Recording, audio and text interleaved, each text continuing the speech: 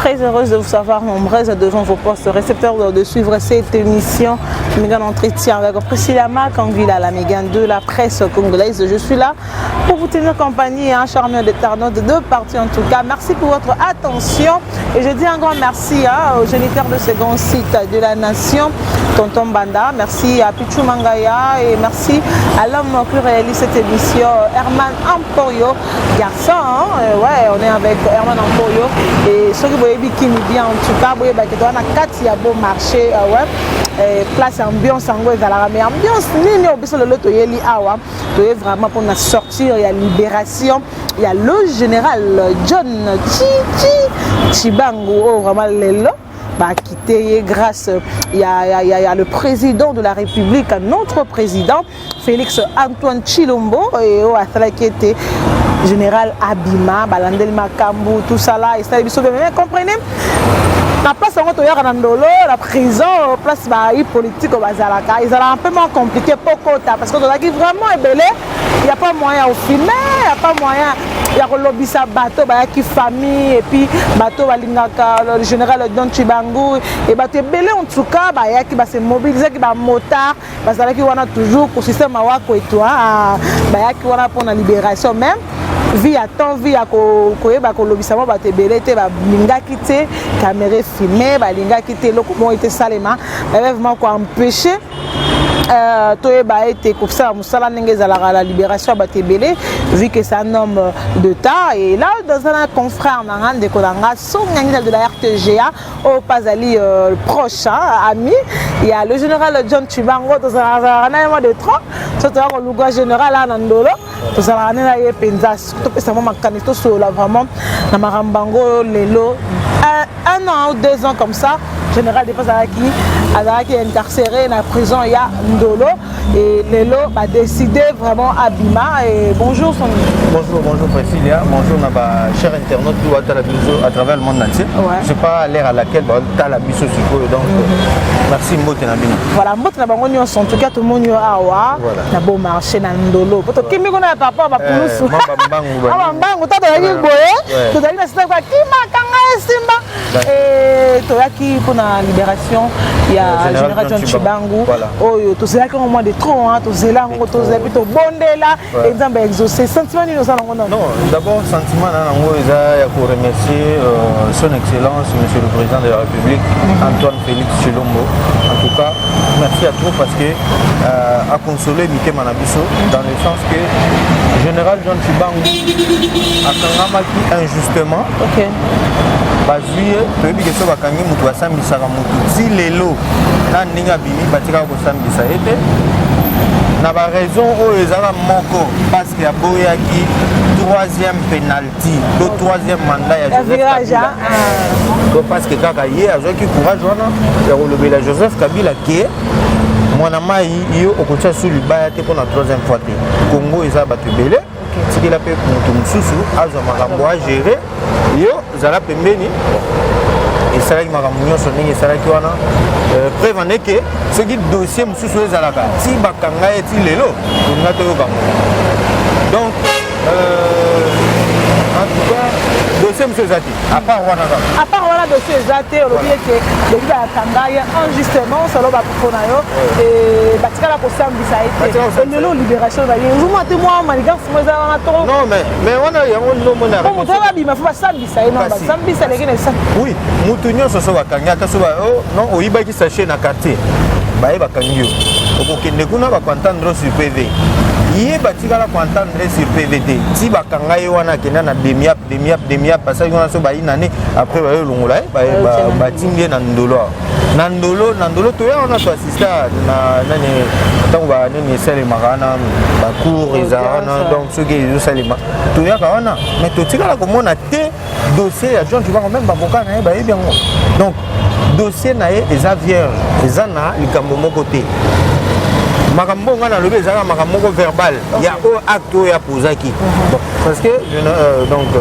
général John Chibangu il est inférieur par rapport à Joseph Kabila parce qu'il était le président de la République actuellement je crois que ndenge mokonzi mboka ye moko pe akoti abandi kolandela cas par cas à comprendre que non mwana mboka akangami injustement na prison kuna ndenge asalaki mesure de grâce mpona bandeko ba Frank Diongo na bamisusu. Mais ye mesure de grâce eumelaki parce que tomonaki mesure de grâce esalamaki bandeko ebele badiomi banani mais apparemment ye bandeko kolinga mpena te ezalaki baloba ezalaki système ya cour bandeko boya président cour bandeko kolinga te signer ordonnance abima ekomama baproblème bato nyonso wana soki bakumisaki bango place baza Kabila nde moto anomanyi bango te. Ce n'est que possible que Bassala toujours pour Kabila le président, il est le président sortant, le président actuel c'est jusqu'à présent, mais n'oubliez pas que Kabila c'est un soldat. Motema ya Moututo, bien Moututo. Vous comprenez?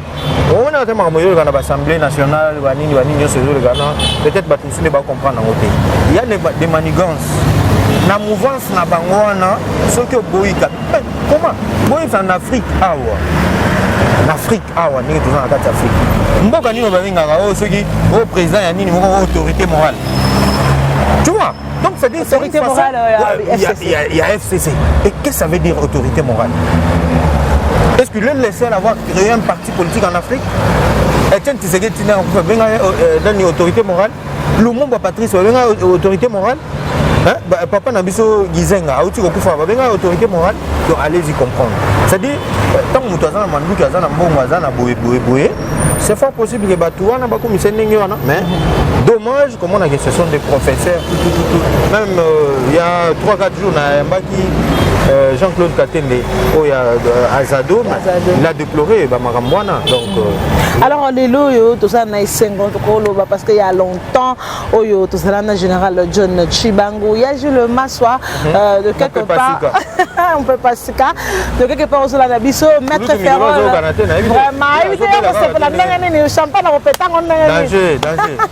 Voilà, maître Ferrol digital depuis Maroc. Bango Péwana Bazalara, tout ça, Bango Belé. Léandre Kaba, les parlementaires.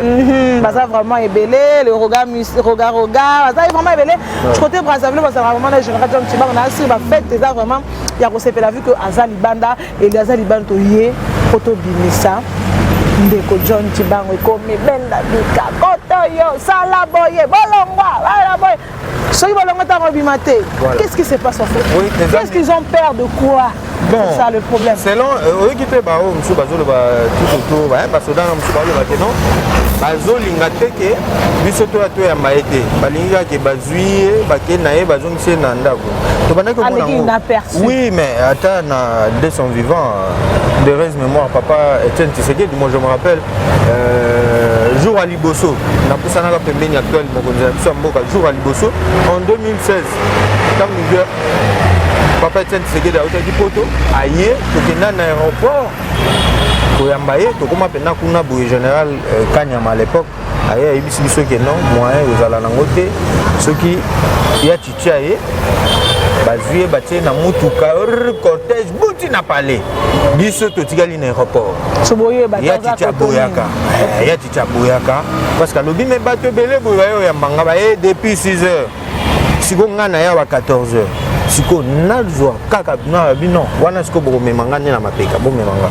c'est comment qui pena que non babimisa titi totambola na e malembe si alors qu'est-ce qui manque pour le général John donc c'est ça là je sais pas ils ont peur de quoi parce que biso peuple petit peuple autozono kama on a biso batloka ba John Chibango Congo eza na posana parce que toujours moi-même l'armée na biso makambo eze belé ok peut-être même dans de prochaines émissions tu ça analyse nango pena to démontrer avec le fait parce que Congo so tolingi Congo bonga to banga te nga so na lobi boye ba ko kanga non biso photo lo baka démocratie ba bese côté te démocratie mais nga ka yango non lo bati on a bien na banga na loti ba interpeller Fatiza Béton preuve na que depuis continuer so mona so baka cho na rona batutu oyo bazwa ko interpeller so monde muta interpeller na téléphone gangela ye gangela ye parce que babilo kwana mokonzi mboka boyango ndenge to telemi to fingina Voilà. Alors si on veut que Congo n'a plus il est temps maintenant que chacun de nous dans son domaine puisse dire la vérité. Donc voilà, c'est ce qu'on est en train de dire. Nous on remercie le chef de moi personnellement, je le remercie parce que il nous a consolés. Il a dit, il a fait. Voilà, il a dit, il a fait. Malgré ça a traîné, mais aujourd'hui. Oui, donc ça prend toujours du temps. Moi, on a beau mis et l'élo est au général Azali Aozobima déjà, parce que tout le monde est déjà délégation présidentielle. Tindi Batouba, ça y est déjà. Parce que depuis que tu as tout ça va charlatan, mais que tu as une caméra club et quand tu as pour te éviter quoi. Tu as un message général, tout ça. L'élo général Azobima, la présidence déjà Tindi Batouba, est-ce que vous assurez certaines ma droit naïe, ma poste naïe, donc le temps on récupère en auto, alors comme on est civil au roi Megan. Non, on a que dépendre Moussala, Isaac Moussala, Isaac Moussala, Isaac Moussala l'État, Azana hiérarchie naïe, pour Bimabimi, ils ont un ordre de la présidence. C'est-à-dire, président de la République, il est mort de à moins qu'ils aient peut-être général John Chibango, bon, à conserver l'État ce qu'on a domaine ici. Un autre domaine militaire. Mais ceux qui sont pas dans la poste, j'ose croire que c'est la toujours a servi au Morana. Depuis 10 h, 9 h, sans suite, sans ligne. Non, mais c'est comme Makobanga et. Ouais, non. Est-ce que Kobima, est-ce que Kosalaboye, comme Azozo Abima qui n'a été? Non, tu as dit que le quoi déjà. Ordre utile que le pour Abima. Donc on a bien Moutemeza Okita. Voilà, Moutemeza Okita peut être au CPLA et ce qui est général à Libanda, tout CPLA, ça la rabisse bien parce que vous avez Yaya, na vieux, na ndeko, na papa, na grand frère, il y a général John Chibango parce que souvent la Moutabosé dit non, ça, il faut faire ça. Non, va. Invité. Ça m'a vraiment plaisir, surtout personnellement, précis à ma congrès, vraiment heureuse parce que l'être va toujours le dire, auto serveur il ne ment pas, surtout en produit. Non, ma produit comme si oui, parce que général comme un gars. Attends, Marie. Voilà, ils ont exaucé, ça les bisous bien. Et moi, on a bisous de comme les lois, ils ont fait belle, ils comme je peux dire co. Les médecins, en plein service. Et pas il y a soldats Doli Makambo. Bon. Qu'est-ce que tu dis? D'abord, par rapport à l'actualité, moi je crois que les choses ont changé, parce que même hier, j'ai suivi la radio Kapi, à ma grande surprise, Ndeko Janine Mabunda, présidente de l'Assemblée nationale, tu vas destituer par Bandegonaï, PPRD, pourquoi? Parce que a dévoilé le secret de la famille politique la FCC. La FCC. Donc tu vois, place parce que la vérité, monsieur les gars qui c'est ça la démocratie.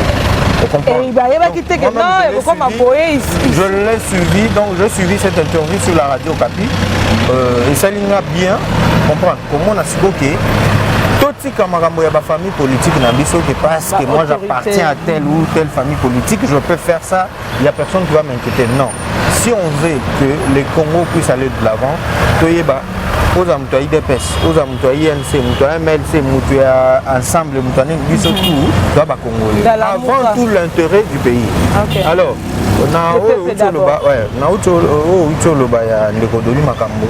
en tout cas, pour Nanga, si réellement, Monsieur le ministre provincial de l'Intérieur, Yende Moutapesa qui hors de Babeta Massassi automatiquement. Donc, tu vas comprendre voilà. Si réellement, M. Doli Makambo, Yende Moutapesa qui ordre Wana, Yakobeta Massassi, en tout cas, il doit être arrêté. Normalement. Oui, normalement. Parce qu'il y a des gens. Ça, on le dit sans complaisance. Quel que soit niveau naïe, à s'occuper et puis, même si le pan wana ezaki le pan ya l'État, yete mutu akokende kolandela bato wana te ezali na service oyo elandelaka makambo mpango ya leta ye ifo akende na baministère wana ministère wana bango nde bakolandela te bakopesa ye soki alingaki batia kuna soki donc c'est un peu ça si réellement monsieur Doli azali vraiment na kati ya makambo wana je crois. Et les autres, ils ont belé, concert, confrère, la biso ba tweeté, na mona ki ndeko Paulette Kimuntu, il est pas tweeté lobby était. Il y a aux s'encharner, en fait, pour s'encharner c'est trop dire. Elle en parle de trop par rapport il y a président actuel. Nabano Eleki, je crois 2017, le président de la liste actuelle a tweeté comment qui m'a barbarie, maramani, nouana tout ça là et tout. Que ce de côté monde, de côté parti Kabili, bazo mabato, bazo ça la soldat, bazo ça maramo ou alors nous la makambo, nous et tout. Il a parlé maramo non. Donc les gars va massacre et tout, pour soutenir Batagoma et tout. Et les loyers moko, ni na plein pouvoir boy, assassiner au Salama, sabotage au Salama, makambe belé au Salama. Il faut tout ça l'analyse. Qu'est-ce que vous en dites? C'est ce que je viens de dire. Tous ces gens-là, généraux, Yebisanga généraux, Oyo, Félix et Dissa nommé là-bas, tout le monde est en ville, les en niveau de la province. Azate, les Arabes généraux, Oyo, Banoma qui parle de Kabila. Et j'ose croire que Bango Monde va sabotage juste pour nous signer ça, pouvoir il y a Fati et Bimalokwa Ezali Makila Ezaboui. Mais Babylon on est surtout en Kalaté. Mon baba John tu vas voir là il va dire. Obima, le bitan so mon aboui pas poste de mon aboui. Babeti Jean Ezasi. Ah c'est ça. Là maintenant on souhaite maintenant mon Zapoka. La vie qui batala la biso va service et batala la. Parce que le général John tu vas voir dans Otiga. Baba tu faut pas ça là. Parce que on va arriver. Parce que circulation calme pour que le général il fait son bah le but est que yo soda parce que ça mandou qui va pécho mandou qui était que au monde en déconnant congolais pas au bêtier non même à ta mouton faire l'infraction n'engeni même si c'est le cas le problème c'est que non ce qui n'engeni il fallait qu'à que la mienne condamnation et à charger armée pour faire de condamnation du magalango na temps oyo et comme attaquer bah samedi si mouton comme na quand même si va condamner à mort ils en a pas peine va payer ça mais jamais pas les lots selon constitution na biso le but est que les gens soient condamnés au boé il faut pas béton massage non après qui sango tu vois tout ça sur l'époque où on a été il faut que les gens comprennent que non les choses ont déjà changé et les choses ont déjà changé on doit monde la réalisation est belé ce que Fati a dit que tout ça la boy à ça la continuité comme Maramé belé comment la constitution il y a moins dans ça là exemple avant de combat 2020 est-ce que vous êtes sûr que Makambo Mingo va promettre d'un peuple et que vous allez réaliser parce que tout le monde est général Libanda boyé d'abord talent on a un budget à l'état tala budget na tout banana budget mboka depuis bandeko na biso bauto kende bazala tokokisa budget 9 milliards to 7 milliards bango na 6 milliards mais les lots fatigue na oui même pas une année comme fiction na 10 milliards j'ose croire que avec une année 2 ans comme on a 20 milliards 30 milliards ba politicien na biso batika kwa mbreya biso na ba télévision na ba français na bango lokutana si réellement ce sont de vrais professeurs je ne pense même pas qu'il faut s'introduire dans Makamuto Basala. Pas professeur belé, pas professeur avec la. Mais les gens disent que non. Dans la réalisation, dans Bango Mahatro. Bazaki ba ministre, Bazaki banan. Qu'est-ce qu'ils ont fait? Bilan dans Bango. Les positifs ou négatifs? Voilà, tout le monde est dans les réseaux sociaux, Ndeko Kabouya, Ndeko Belé, il y a une page, ça fait son. Et de toutes les questions. Oui, bon, dans l'andi dossier na Bango par rapport à d'abord, les acquis d'abord dans la nomination Augustin Kabouya, na place Wanaza, le secrétaire général. Ndeko Peter Kazadina. Le nom m'échappe aussi. Jacquemain Chabani. Ah, ok, Jacquemain. Bango, donc il n'était pas content.